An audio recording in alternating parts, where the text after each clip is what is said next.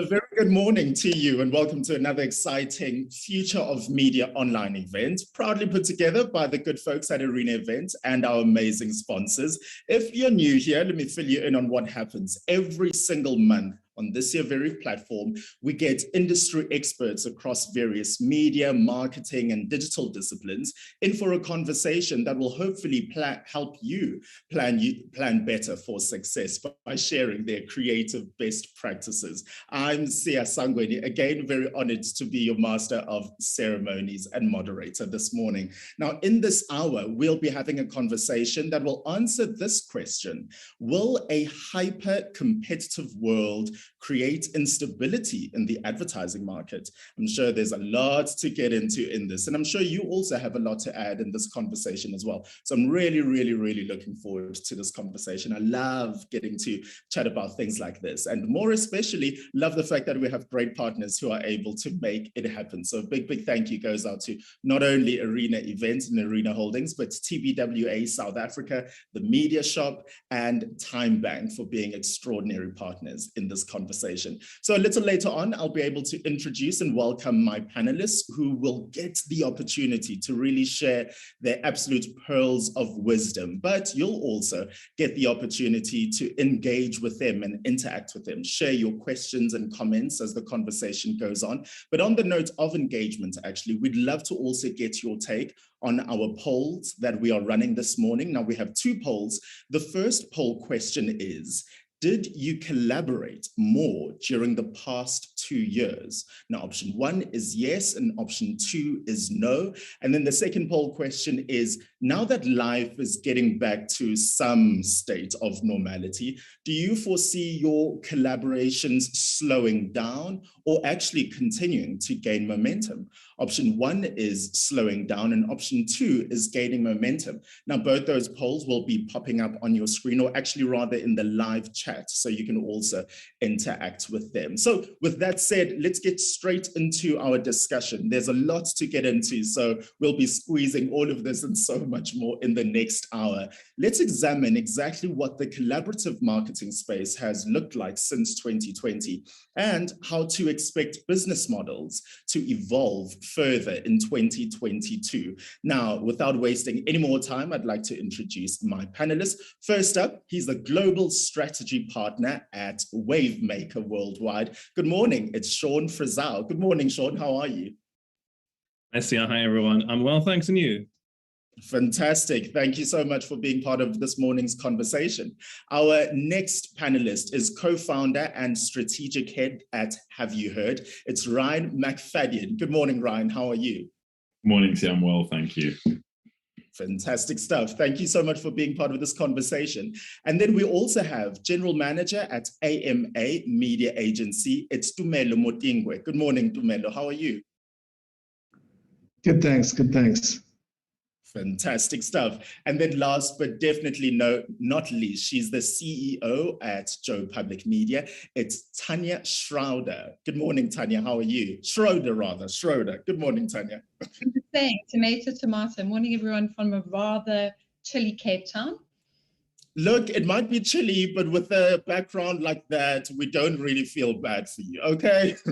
Us locked up indoors in Joburg don't really feel bad. Look, I really want to get straight into the conversation here, and I want to start off with you, Sean, just to set the scene towards a post-COVID, in your opinion, urgency for partnerships faded as brands choose to consolidate or rather expand their offerings on their own once again? I think when we talk about collaborations and partnerships, I think there are two different ones. I kind of noticed over COVID that kind of had increased kind of attention from brands. And the first is kind of brand-to-brand partnerships, collaboration between various brands. And this has long been quite a strategic way for brands to leverage each other's audiences, their brand saliency, and their love to reach their objective. And I don't think this was just a COVID phenomenon. I mean, if you think of great examples such as the Game of Thrones and Johnny Walker partnership, or literally all of the Lego partnerships with the likes of the Marvel and a DC, all of these are kind of pre-COVID partnerships. And I do think COVID has, however, placed a renewed focus on these types of collaborations, mainly because brands saw their marketing budgets being cut. They needed smarter ways to reach and speak to their audience. And I do think that many of brands have now realized the power of collaboration during COVID. And hopefully they will take this knowledge into the post-COVID future. There might not now be this urgency for collaborations post-COVID that's based on budget restraints. But I do think collaborations between brands will be more of a top-of-mind strategic tool for brands to use to grow. The other thing that has changed significantly during COVID is the kind of agency brand partnership as well. I do think COVID has proven again to brands that agencies are really flexible partners when it comes to scaling up or scaling down or reconsidering agency fees and agency operational models as brands evolve or as brands need assistance. I think COVID has highlighted the importance of this long-term partnership between brands and agencies and being agile. And what these partnerships and collaborations might look like in the future will definitely evolve, whether that be consolidating to agencies, following a roster approach, or what we start to see more and more is a kind of consultative model where agencies assist brands in in-housing some of their marketing functions or upskilling some of their teams. But these partnerships, regardless, I think will be important and continue to be important. But I think the shape it takes inevitably will look different. Thanks for that, Sean. Ryan, Sean is raising quite great examples here throughout different media types and different partnerships. When you look at the blur between media types, why is it increasingly important for industry sectors to work together to produce, for example, a single advertising decision? So, see, I think it's becoming more and more important because the fight for attention is becoming more and more competitive, as we know. One of the big challenges that we see specifically within our audience is consumption patterns are changing significantly. When you look at Gen Z and millennials, they're not consuming media the way that they used to. And so there has become a significant need for entertainment in terms of grabbing attention, but then also utilizing media types or media channels in order to make the path to purchase as simple as possible. So we often talk around the fact that, previously when you talk around omni-channel type marketing, we were a lot more willing to work hard to buy an item that we wanted. Now, given the growth of e-commerce, the integration of omni-channel, we talk around the idea of being able to buy something in 3 clicks or less. And so we're starting to see these elements. And to add on to what Sean said, I think that there's 2 additional collaborative aspects that we're kind of moving towards. Totally agree in the brand-to-brand collaboration, totally agree in terms of agencies working closer and taking on a consultative role in terms of optimizing what our clients are doing. I think 2 additional ones that we're looking to is media channel collaboration with brands or with properties. So we're talking like Netflix Drive to Survive and the collaboration between Formula One and Netflix. And I think that those type of collaborations are hard, right? Because a brand is essentially relinquishing control of their asset. If you look at Formula One in that instance, they literally went, you guys can film anything you want. And that's what made it so entertaining, is that they were less in control, and you started to see, and you see the success, right? I mean, audience numbers have almost doubled, and it's predominantly been grown through the millennial generation coming through the Netflix Drive to Survive aspect and the esports aspect. And 70% of them actually attribute that they came directly from Netflix. And then the fourth one that I want to add is really collaboration between content creators and designers. So you start to see things like fragment design times Maserati. And so utilizing fragment design, which is very sort of fashionable within that space, to try and make Maserati cool again. And so we are starting to see these collaboration aspects, but you're also starting to see, for instance, the likes of TikTok looking towards content creators in order to create more content to drive audiences, and brands kind of working in the background to leverage the content creation and channel collaborations to their advantage. And it really is to just gain eyeballs to drive conversion to through their digital platforms.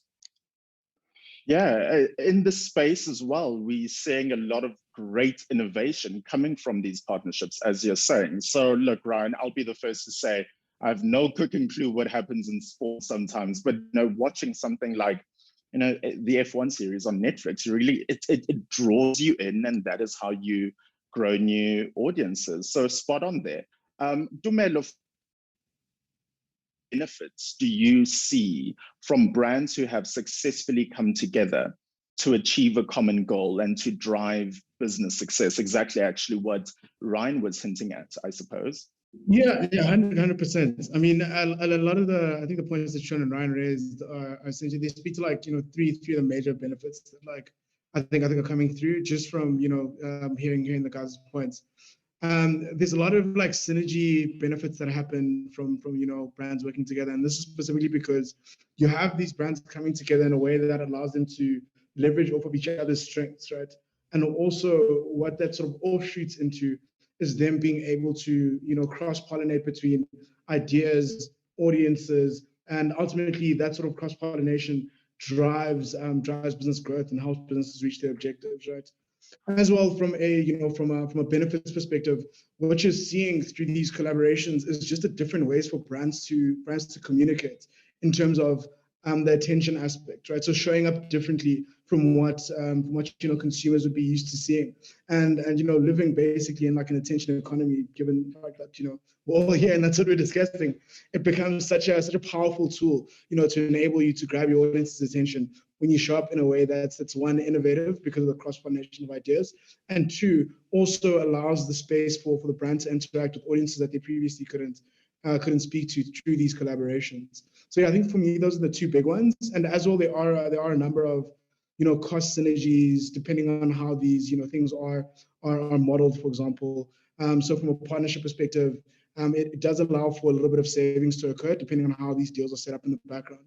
But yeah, for me, those are the two big ones: the synergies and the cost combination of ideas and audiences. And then the third one is a bit of a cost saving and a maximization of ROI through these partnerships and collaborations. Tanya, looking at opportunities right now that are around us, but also these opportunities are quite tricky to navigate.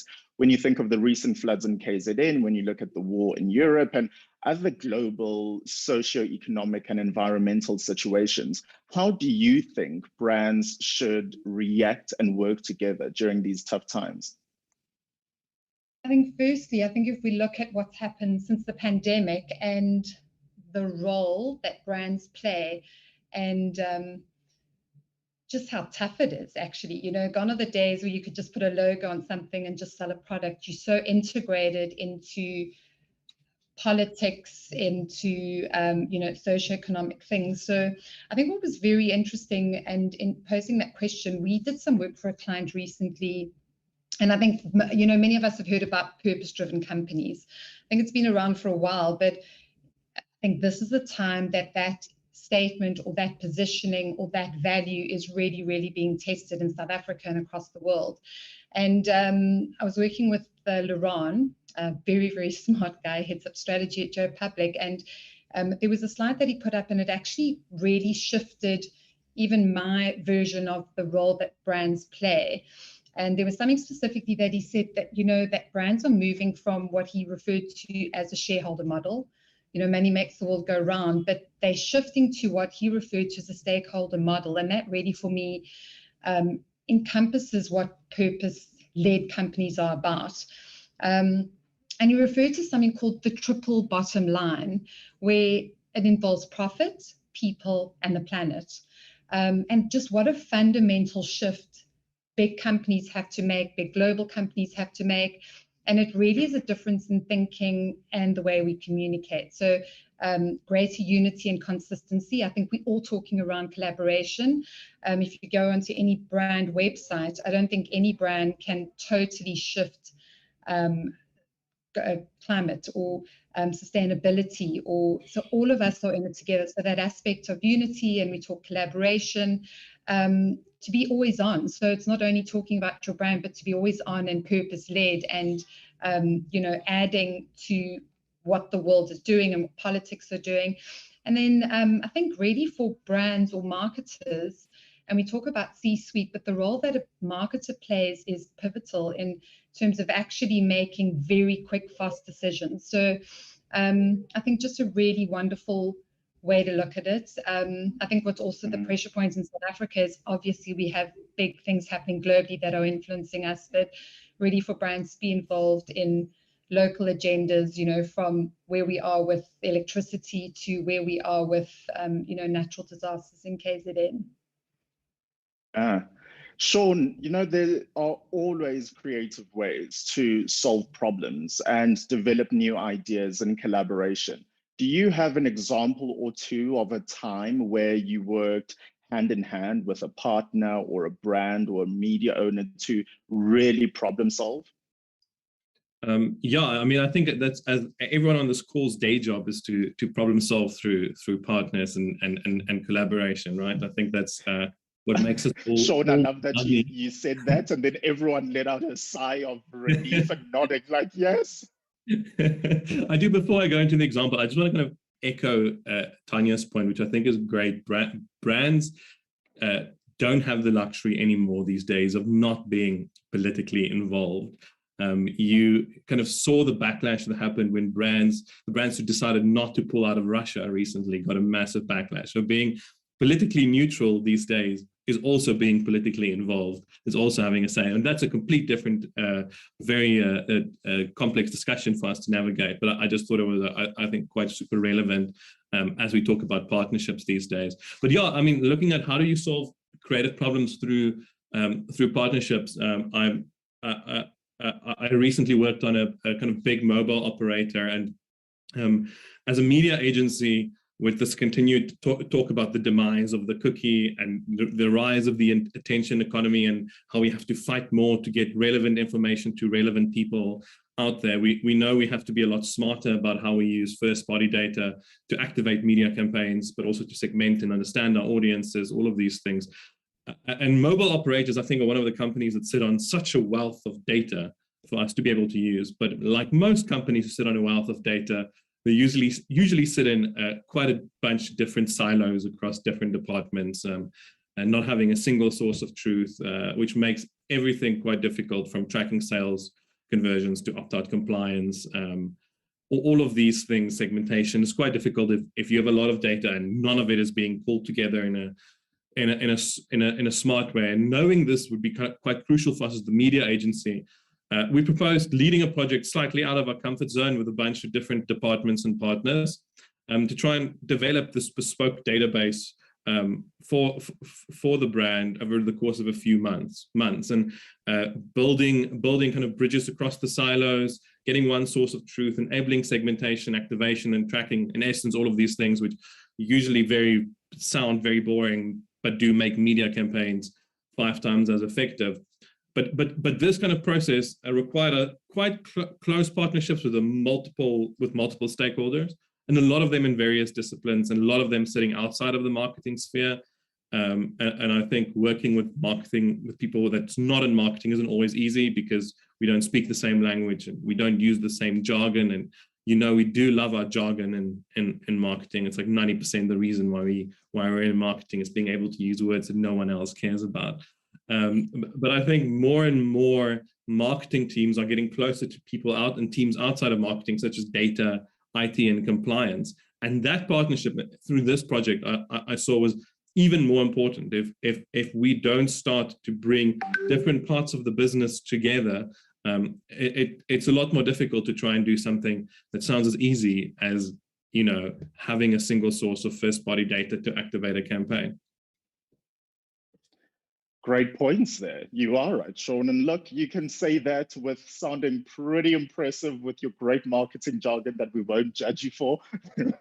Now, Ryan, in your opinion, do you believe that there are still, in this day and age, some agencies, some brands, some media owners who are still hesitant to form collaborative partnerships? And if there are, and if you believe that, why do you think they are so against it? So, see, I think they definitely are.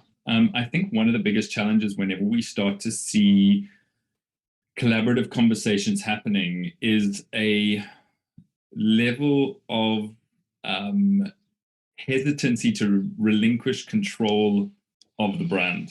And so I use the example which I used earlier in terms of the Drive to Survive docu-series that has been so successful for Formula One, but Formula One had to then, allow complete access to Formula One, good, bad, neutral aspects of it. And some of their more controversial figures like Gunther Steiner, etc., have really come to the fore in terms of the fact that he says it the way it is, and it's less controlled. I think it's also an element of, even when we see it with, for instance, content creators, and we're looking at collaborations with influencers across the world, there's an element of the unknown, and brands sometimes want to stick to the traditional format of utilizing traditional media, where they create the content, they pay for when it's going to air. It's all of those type of elements that they're able to be very, very curated in the way that they show their brands up. But when we start to work with different media channels, like the likes of TikTok, like the likes of Netflix and sort of streaming services, when you start to work with influencers within that space, brands need to understand that, for instance, a content creator that you're tapping into that has a 200,000 audience has a 200,000 audience because of the way that they create their content and the way that they show up within the spaces in which their audience falls in love with them. And to then tell them how they need to showcase your brand means that the audience doesn't resonate with them. And so when you're actually working with them, you have to rely on them to authentically push that up. And that's the difficulty, right? I think a lot of brands have lost, and it kind of goes back to what Tanya was saying earlier. There is this definite move towards being more politically correct, but having to do it in a way that is authentic to the brand. And so we see certain brands getting burnt really badly within the political arena or the sustainability arena because they step into it inauthentically, and that's when they get called out for greenwashing or purpose washing or stuff like that. And so it's very much an outline of stepping into a collaboration authentically, knowing that you have a product that is worth recommendation, worth talking about, etc., and allowing those content creators to show it in the best manner that they know how. And that's kind of, as I say, the success of Drive to Survive was that ability to go, actually, our drivers are quite entertaining. There is lots of controversy within the space, and we're going to utilize Netflix to do that in a way that entertains their audience because they understand what entertains their audience. And that's the risk that we have to take. And I think a lot of brands are hesitant to take that risk, whether it is with an influencer, whether it is within a live streaming sort of a Netflix type environment. Having said that, at the same time, we also need to be very aware about obviously reducing risk. Like a brand can't just kind of go forth and do whatever you please because there is a certain element of brand equity that you place in that collaboration. So it's finding that balance between risk reward in terms of how you approach the collaboration.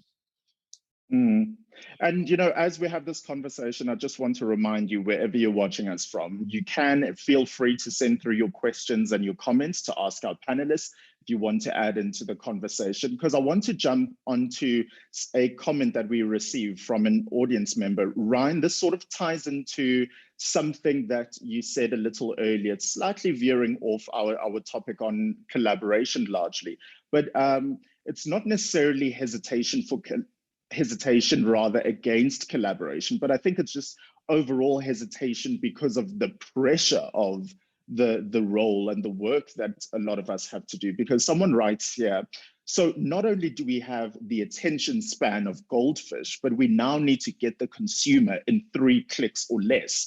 Does anyone want to comment on that, just in general, about the magnitude and the task of communicating and advertising in this day and age? Yes, I mean, since I made the comment, I'll take that one. The reality for me is the reason there's the attention economy right now is that we're time starved, right? There's so much, and with COVID, you're so time starved. You're having to do so much. The workload is increasing to such a degree. I mean, I read a study recently that showed that your work traditionally pre-COVID, you had a work spike twice a day. You're now having it 3 times a day, where you're, inundated with work. And that third spike is happening between 6:30 and 8:30 in the evening. So we're working longer days. We've got media coming at us at every single angle, and so we're choosing the content that entertains us to interact with, but at the same time, we're also choosing the brands that make our lives as simple as possible to get what we want. And I utilize a very simple example. I'm fortunate enough to spend 6 months a year in Portugal, in Europe. And traditionally, if I went into purchase, I went into Ralph Lauren recently to pick up an item of clothing for my wife. And I walked in and I said, do you have this specific item? They said, yes, they do. Do you have the right size? No, they don't. Now, traditionally, what would end up happening is the store assistant would walk into the back of the storeroom. He would spend 15 minutes looking for it. He would then come out and potentially go, oh, no, I'm sorry, we don't have that size here. And then he would tell me to go to the store down the road. And I would then have to climb my car and I'd have to drive down. And so I'd spend an hour and a half to 2 hours trying to find this item that I really, really wanted. Or I would go, actually, you know what, I'm not that interested. So they would lose a sale. In terms of looking at those 3 clicks or less, I walked into the store, asked for the specific item. They said, unfortunately, we don't have it. And he literally went down to a sort of iPhone device that he had hanging around his neck, clicked onto it, went, actually, you know what, we do have it in her size, in the color that she wants, in a store 25 minutes down the road. But I know that you don't have time to go down to there. So you know what I've done? I've actually asked him to put it aside. We're going to deliver it to you for free within the next 24 hours. And so I went to one store and purchased. I tapped my card on his payment aspect. And so for me, it was, I visited the store, clicked once, and it was delivered the following day perfectly. And so it's this element of just making the path to purchase as convenient as possible, because every time they have to make a decision, every time they have to do a click, their likelihood of them falling off increases. So you don't have to do 3 clicks or less, but your sales will increase if you are, because you have that advantage of convenience. You have that advantage of getting what I want when I want it. And you're also able to tap into impulse purchase, right? The more steps you have to go through, the less likely it is to convert that impulse. Good points there. So moving on with the conversation, I'm thinking, Ryan, you actually have such pertinent examples, because now I'm like, okay, I need to carry on with the F1 series. And then now I'm like, okay, which store here in South Africa is offering service like that? Okay, thanks, Ryan. Anyway, Tumelo, moving on to you now. During the COVID-19 lockdown period, we saw many brands and agencies collaborating. How, in your opinion, has the industry recovered through collaboration? Yeah, I think from an industry recovery perspective through collaboration, it's not necessarily it wasn't necessarily driven by COVID or any sort of success that has happened through collaboration during this specific time wasn't really because of COVID, right? It was because of like brands and agencies understanding the context that they're operating in terms of how consumers' consumption behavior is changing given this like brand new set of variables, which just happened to be a global pandemic, right?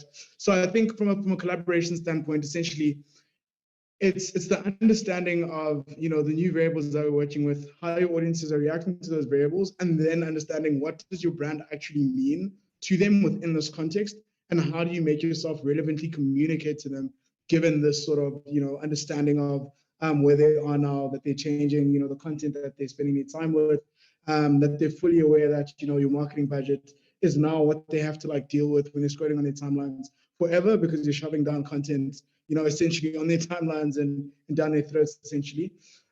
So I think from a success standpoint, the context of being in the pandemic definitely gave brands a lot of bravery in terms of stepping into looking at the collaboration space, specifically brands that were dealing with, or that they had the opportunity to take advantage of the fact that everybody was at home.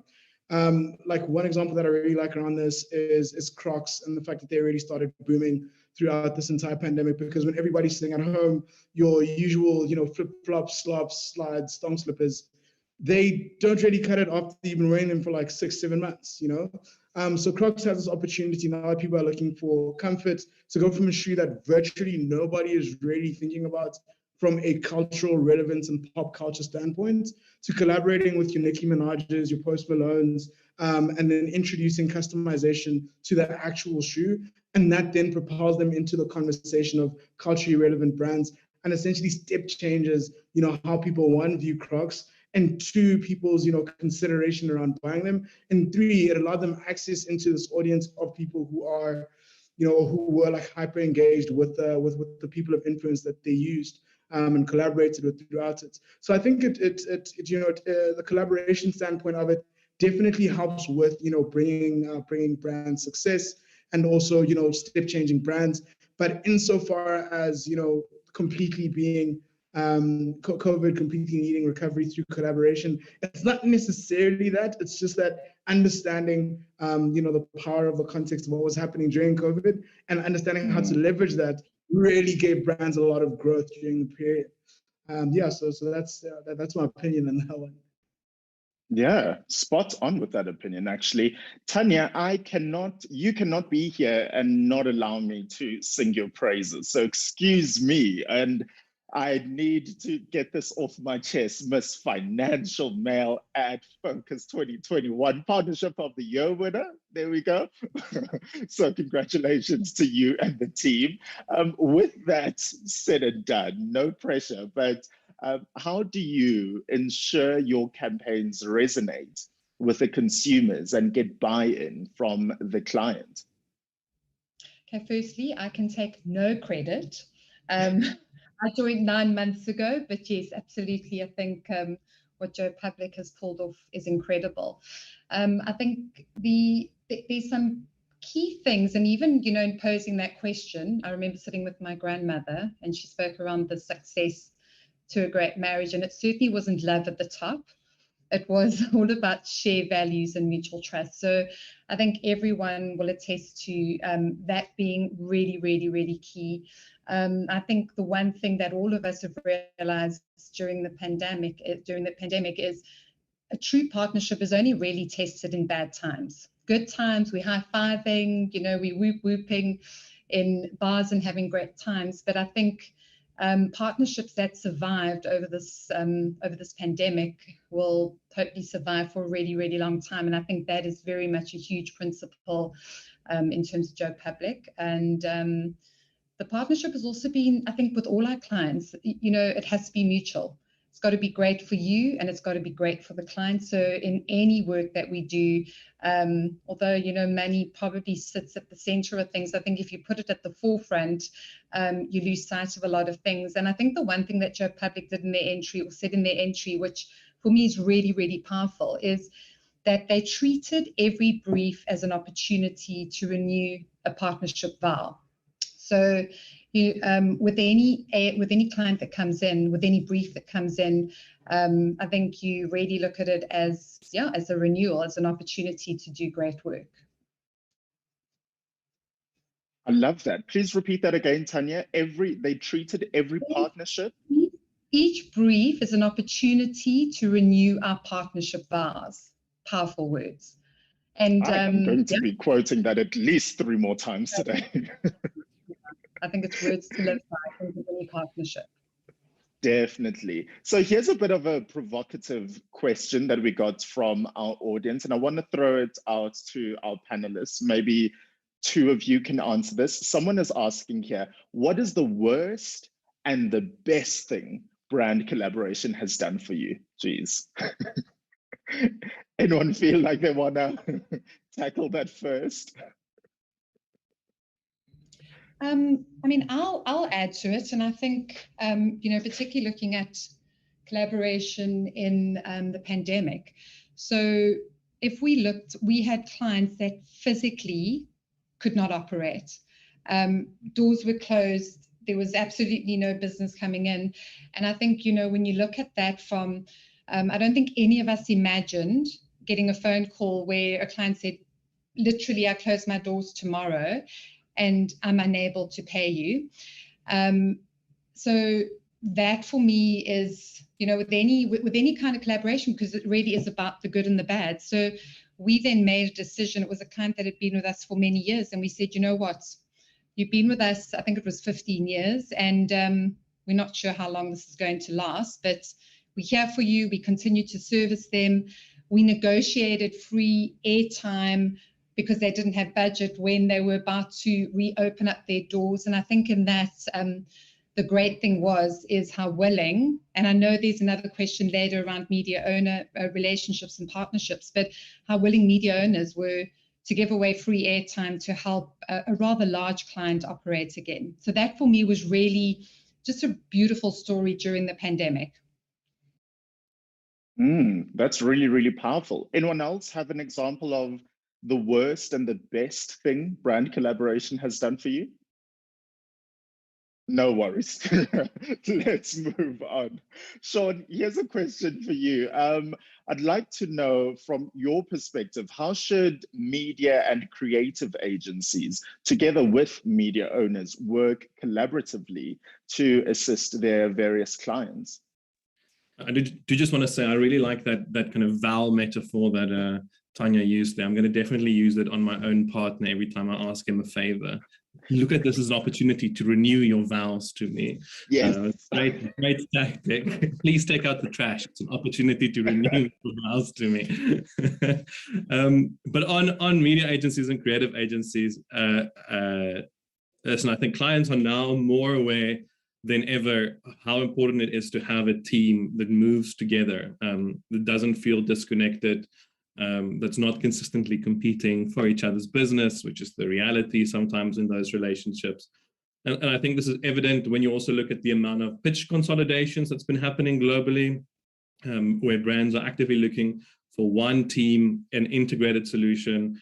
I mean, Coke recently appointing WPP to handle all of their business across all specialities globally, as an indication of brands wanting an integrated solution. It doesn't necessarily mean all brands will or should consolidate everything to one big holding company or agency, but there's a lot more pressure on us as agencies to work together with our counterparts. And I think this requires transparency. It requires a single-minded focus on the client objectives. It requires a channel agnostic approach to our solutions, because sometimes the answer won't be an expensive TV production that's going to help the creative agency, and sometimes it won't be a big media budget investment that's going to help the media agency. We'll have to accept it, because the goal of that entire partnership is getting a solution that works for the client, works for the consumer. I had many standoffs with creative agency people, of course, which I'm not proud of. But I think that there's definitely this shift of mind that you have to make, understanding that we're all working towards the same goal. We're all human. We're all just trying our best. A little empathy goes a long way. Very practically also, I would say creative and media agencies should just go drinking together more often. Nothing bonds you together like a few glasses of Chardonnay. So that would be my magical advice. Magical advice, and I can already feel a couple of people like note that. Well, let me tell you, Sean said, let's just have a bigger open bar on a Friday afternoon at the office. I don't know, Sean, but I'm sure you'll be quoted a lot there. Ryan, asking you now, what advice would you give to the industry right now, just to, take the point home again when it comes to the importance of collaboration overall? So I think for me, two things. One is remaining authentic to your brand. I think one of the challenges that we have and working with brands from a global or a regional scale, what we're starting to see is a reevaluation of exactly who they are and what they do. I think there's an element of staying authentic to what you as a brand do within your sector. And then making sure that your collaboration is in line with remaining authentic to what you do. And then I think the second one is, Tanya said a very pertinent aspect. I think that values are becoming more and more critical. As brand strategists and marketers, we often talk around building brand affinity with our consumer, but very few of us actually understand that what brand affinity means is an alignment of values. And so being able to, when you collaborate, have that collaboration again enhance or communicate your values as a brand helps you build brand affinity, because ultimately, as consumers, we buy brands we like. We stay loyal to brands we love. And so that becomes really, really key. So, I mean, just to summarize it up quite easily, it's authenticity within your collaborations, and then collaborating with partners who have similar values to you and to your audience. Right. Here's an audience member question, but I do want to open it up to the whole panel as well. They specifically are asking, Tanya, but please feel free to add. Someone here is asking, Savannah recently collaborated with Nando's on their launch of the Savannah Chilled Chili Cider. This isn't a move we're seeing across a lot of other brands. What do you think could be the reason for this? Tanya, do you want to kick us off? So just so I fully understand what the question is, not many of these have physically happened in South Africa, I assume. Look, I have to say, when I saw that as well, it also totally stood out to me. Look, it made sense because there's this aspect, and I know, well, I've got kids, so everything's about, you know, being spicy, and I think just in terms of that being a big trend. Look, I think they're hard. Ryan mentioned it, it's about time. So any of these ideas, if they're coming into or coming out of an agency, even in terms of collaboration is not a quick win. Collaboration it's time, it's huge energy. If you look at the pressures that clients are under, the pressure that agencies are under, we under-resource. So I think that is possibly the biggest, is having time, and actually being able to, because I know any big idea or an award-winning idea, it certainly was not, here's an idea and the client said, oh great, let's go do it. It takes months and months, and very often not much money is made in it. So, you know, it goes beyond the commercial aspects. It comes from a level of passion. So that would be my only thing. I absolutely think that when you get it right, you'll reflect and go, it was worth every moment or every second that we did it. But yeah, I think that's really the long and the short of it, is time. Yeah, that's a great point. Anyone else want to comment on that? Why do you think we aren't seeing a lot of this type of collaboration between big brands here in South Africa? I think, see. Yes, yeah, so Ryan? I'm happy to jump in there. I think the Savannah one, again, I think is smart. You know, they're both rooted in comedy. They both have a history of being quite tactical in terms of their use of humor. So it worked quite nicely. But I think, to Tanya's point, there's two key elements, right? She's 100% right in terms of time. You're having to move two brands. I mean, Nando's and Savannah, two big brands, right? You have to get them aligned in terms of what they're trying to communicate, and you've also got two agencies predominantly. In some cases, maybe it's the same agency, but to get a collaboration over the line just involves so many moving parts. But more importantly, and I think this is an element that we do see, and there are some very, very brave brands, and I don't want to sound controversial in saying that there aren't, but to do that type of a collaboration, you require two very brave marketing teams as well as a brave agency to pull that off. Because not only do you need the time and to work very, very hard to get it over the line, but you need two brave marketing teams to actually go, cool, we're willing to share the limelight here, and hope and believe that it will do good things for the brand.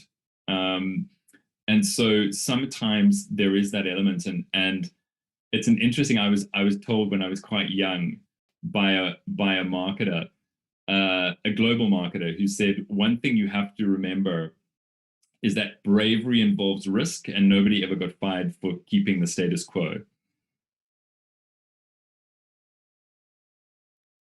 Well, now I just want to reassess everything that I've been doing and think if that's on par. Jeez. And you were hearing things like that when you were young. So goodness gracious, Ryan. Dumelo, I want to hear from you now, just thinking about some practical things that our audience can walk away with today. We're talking a lot about collaboration, but if you had to reduce it all, what are some key skills, a few key skills that you can reference for teamwork and also for collaboration between agencies and brands? Yeah, that's a good question, and I think it does sort of speak to the question that was asked around Nando's and Savannah as well. For a lot of these things, right, in terms of being able to execute them and get these collaborations over the line, especially when it comes to big brands, dealing with the agencies that are involved or the agencies that are working on one singular brief, it sort of requires them to firstly take a little bit of a step back and set all of their respective pride aside, right? Because what it needs is a certain level of trust in terms of we're all pulling in the same direction. And it's not that, one agency is going to win over the other within the room, or one agency is going to prove that they're better than the other. However, there is a client question that we need to answer collectively. And to do that collectively in a way that's constructive needs people to set aside their pride, specifically when it comes to, situations where clients is briefing in very, very large campaigns, and they want to see an integrated revert on certain work, and that would require a very large collaborative effort. It does need people to within the process sort of start trusting each other a little bit more, and as well it needs the agency on record. I mean, the lead agency itself to sort of take a little bit of a not necessarily a background stance, but a bit of a facilitation move, because in terms of the agencies that will be working together to achieve sort of a revert that clients would like, what it means is that everybody needs to add the things that they're good at to it. And traditionally, what you'd find is the agency of record would feel a little bit, I guess, intimidated by the fact that previously we used to get these briefs alone, and now I'm working with 7 other agency partners, right? So building in that trust early on and saying to your lead agency that, look, what I need from you is, because you understand, the brand that most of you worked with for the longest, what I need from you is to come back with a consolidated picture of how this looks like in a way that us as a client would understand, right? In a way that makes sense for our consumers. So I think for me, the biggest one is setting your pride aside and then trying to get some trust in the room insofar as the agencies that you're collaborating with. And then as well, just from a brand perspective, I think it's important to, brief things out and then give your collaborative partners and creative agencies and strategic partners, media partners, etc., a little bit of room to operate within your brief. So not being super prescriptive in terms of how you'd like to see the execution come through, but saying that actually this is the business problem and this is a creative problem that we've sort of found from a brand affinity perspective or brand purpose point of view, and then literally just giving them that space to operate within the room of strategic partners that you're having, or the partnerships that you expect to collaborate. So for me, it's those things. It's mainly setting your pride aside, and then as well the client just giving the creative agencies that they've identified that they want to work on one brief a little bit of space to create that magic within the room and not being too prescriptive on briefs. Whew. Dumela, I was thinking as you were talking there, not only do we need a whole other event to talk about putting your pride aside and ego and what that does in the creative space. I actually thought we don't even need another Future of Media online event. We need like a counseling session just to talk about that, because there can be a lot to unpack there, let me say.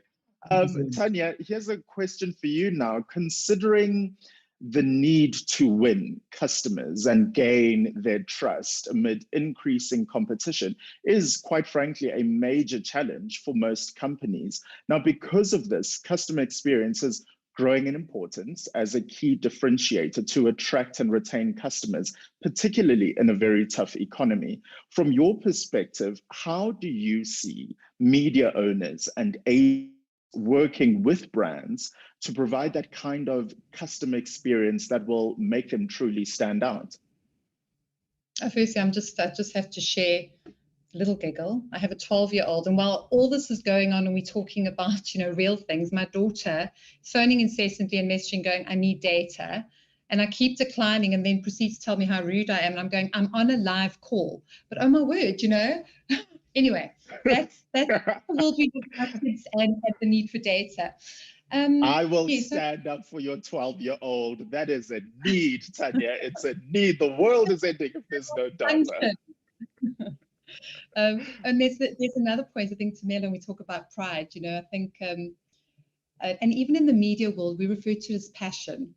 But yes, I think looking at these evolved consumer journeys, and I think looking at the time that we've all been through and what's happened in the world, and particularly with COVID, media owners, as did we, but I think what was wonderful to see is that many media owners had to diversify. So within it, quite a few of them utilized time to be experts beyond selling a page in a magazine. We spoke around content and the need for content, but but the collaboration between a media owner, an agency, and a client has possibly never been bigger. I think not only the thinking that comes in, particularly up front. So what we started to do is, instead of being reactive, and that's another thing we talk about, pride, but we've had to start to share a lot more about the problems we have as brands, a lot more about our challenges, and instead of bringing them in at the end of the process, bringing them in at the beginning of the process, allowing them to ask questions and be part of it. So I think in doing that, we're seeing just better solutions. A couple of years ago, I was actually talking around content, and obviously as agencies, we all want to own it and brands want to own it. But what media owners have started to unlock a lot better is the power of content, and also allowing us access to it. And I think it really is the key thing that often sits in this consumer journey, beyond the channels that you use and the reach and frequencies that we have to build. But yes, I mean, I think many of us have spoken around a very similar theme. It's the aspect of trust, it's the aspect of sharing, and it's the aspect of taking more partners on journeys when we get briefs. Now, Sean, this morning we've spoken a lot about the relationship between agency, owner, and brand. What I want to know from you is, where is the line between deciding what's best for the partnership versus what's best for the consumer or the customer? I mean, I think this is an easy one. It's almost always going to be what is best for the customer or the consumer, right? If you do what is best for the consumer, that means you're going to achieve your business goals and grow your revenues, and agencies or partners who can deliver revenue to brands will inevitably benefit from that revenue. So doing what is right for the consumer will come back to benefit the partnership. Short and straight to the point. I agree. Ryan, when we look at collaboration, it's obviously come from a lot of evolving in our industry. So talking about evolving and evolution, how do you expect business models to further evolve in 2020 onwards? Sorry, my goodness, did I say 2020? Where's my mind? 2022. Don't worry, we've all lost 3 years during COVID, so probably all still are. I mean, I'm still 38. I think there's two elements, right? I think that when we are starting to see an element of innovation across all aspects of the brand. So brands are focusing a lot heavier on building what we call remarkability or word of mouth naturally into their products in order to try and utilize recommendations because of their conversion rate into their product. And that in itself is helping to build that trust and build that brand love within the consumer's mind, right? It's really going back to building the best product we can. And I love, there was an interesting story I was reading recently when Steve Jobs stepped back into Apple in 1996. I think it was 1996, don't quote me on that, but Apple was on the verge of bankruptcy. They had a product line of around 327 products. He sat down with the product team and went, right, show me every single product we produce. And they pulled out, for instance, they had the iPod, the iPod Nano, the iPod Mini, like they had like all these different versions. You went, okay, I want you to tell me one thing. If I asked you what is the product from our music range that you would recommend to me, what would it be? And they went, well, we're building the technology into the iPhone, so we'd actually say get rid of all of the music stuff and music products and just buy an iPhone. And so he went, right, then do that. We only sell the best product in a category, and that's it. And he reduced it down from 320 plus products down to 8. And that was actually what saved Apple within that space because they reduced their overall product, but delivered the best product in each of the categories in which they played. So there is this element around moving towards delivering the best product you can and not just, more stuff. And then the second one really is, again, around media partners and brands and consumers all working together. I mean, one of the big growths that we've seen throughout COVID has really been the growth of contextual advertising. We worked very, very closely with a homeware brand. With COVID, everyone staying in house, there was a lot of money that was invested in terms of improving their home and buying more homeware and renovating kitchens, etc. And what we did, working with the specific kitchen manufacturer in Europe, was that we partnered with a whole lot of home decor magazines, and we utilized digital platforms, and when we actually used eye tracking, and when a consumer paused on a image of a renovated kitchen or a shot of a kitchen in setting within the home magazines, we actually then popped up an advert saying, looking to renovate your kitchen, click here. And so that reduced that element. So we presented the solution in an environment where they were interested, but we had to partner with all of the magazines to understand their editorial flow within that space and think of it differently, right? Because traditionally what you would do is go like, here's an editorial piece and here's our advert next to it, and hopefully they'll link the two. Whereas we actually utilize technology to go, you're looking at this kitchen, we could make it for you, find out how. And then it was a click through to a consultation immediately, and that allowed us to drive that, and we saw a 30% plus growth in overall sales during that period. So it's really just looking at how can you present your solution in a way that the consumer is interested in, and then make the path to purchase as convenient as possible in order to enable them to buy your product. Very cool. Dumelo, from your perspective, strategic partnerships have been around for decades now. Why is a collaborative partnership so important, and has the need for partnerships heightened since the pandemic, in your opinion? I think since the pandemic, definitely, and I think it speaks to what Brian was just talking about now, specifically around understanding the context, and then also understanding how having technological partners can help you reach consumers in a very specific way, right? And that sort of is going to start permeating even more now going forward. And this would also just tie into what Tanya was saying around bringing media owners into the conversation a lot earlier, given the problems that you're starting to understand from the brief, right? Why I think collaborations will continue to be something that's of like extreme importance to brands is pretty much because if you're dealing with a specific problem, it's not always going to be the same people that are able to solve it, right? So not always the brand teams or the research teams that you've been working with a lot. Like, for example, if you have an issue when it comes to Gen Zs, what your solve will probably look like is 6 months of research, and then developing a product that specifically speaks to their needs, comm strategies, platforms, etc. Whereas alternatively, what collaboration allows for is for you to call in online publications that deal with Gen Z specifically, influencers that deal with Gen Z specifically. And those people have been trying to answer possibly similar questions that you're posing in your brief to be solved for the past 5 or 6 years. That's how they've built essentially their product offering and their service offering. So I think that would allow brands to, number one, tap into, strategically important goals. Number two, get like maximal output for the time that they have available to them. And not a lot of these things are available without, or achievable quickly without collaboration. So I think the sort of the heightened sense of partnerships that we've been seeing through COVID and the last 2 years, will continue definitely. And now it's just going to be around, what are we as like a marketing community and an industry willing to say that we're willing to work with in terms of bringing in some alternative insights that can solve problems that we're experiencing now, given the change in consumption patterns. Right.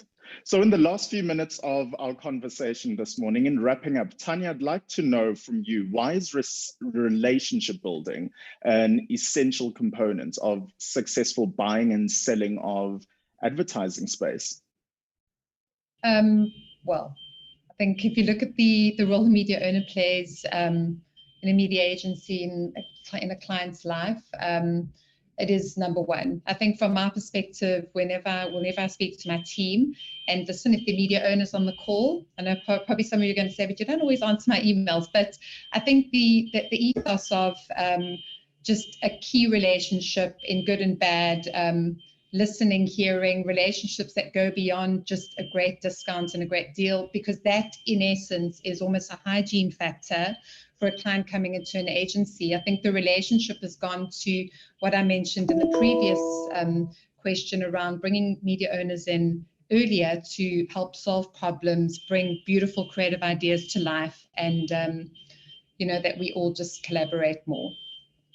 Absolutely. So in wrapping up our conversation this morning, this is usually the part of the conversation where I ask each of our panelists to give their final thoughts for this morning. But rather, I think, taking it back to the topic of discussion, in your opinion, I want to go through each panelist now. Will a hyper-competitive world create instability in the advertising market? In 10 to 15 seconds each, I want to start with you, Sean. What do you think?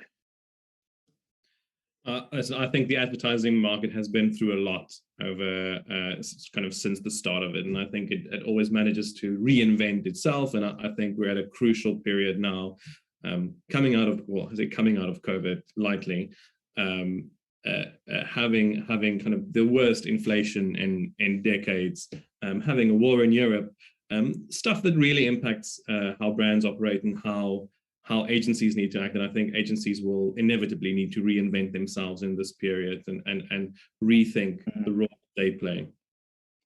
Got it. Ryan, in your opinion, in 10 to 15 seconds?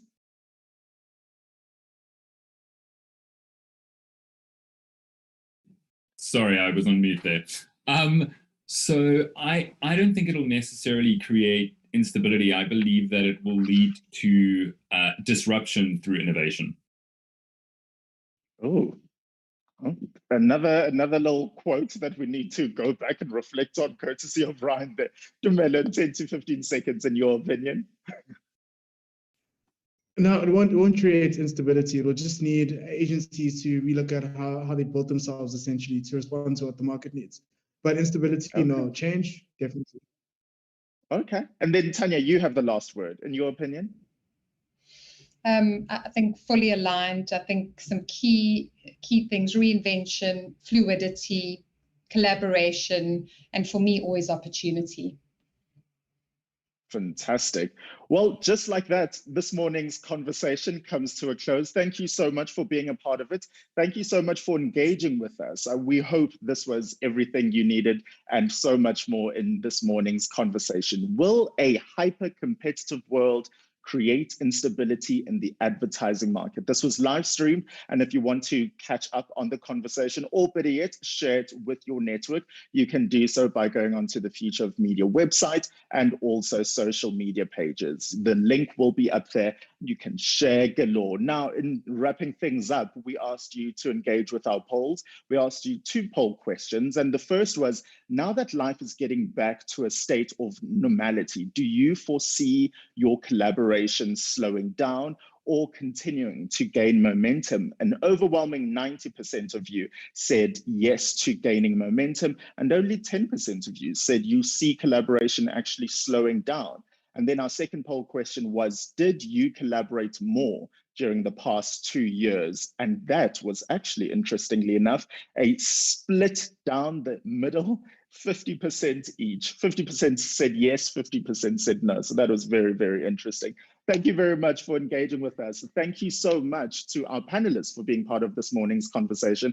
A big thank you to you, Sean Frizzell, Global Strategy Partner at WaveMake Worldwide. Thank you to Dumelo Motingwe, General Manager at AMA Media Agency. Ryan McFadden, thank you so much, Co-Founder and Strategic Head at Have You Heard? And last but definitely not least, Tanya Schroeder, CEO at Joe Public Media. Thank you so much for also being part of the conversation. And thank you as well to our partners for making this morning and the whole series possible. A big thank you goes out to Time Bank, The Media Shop, TBWA South Africa, and Arena Holdings. Until next time, for the Future of Media online event, my name is Sia Sangweni. Have a great rest of your day.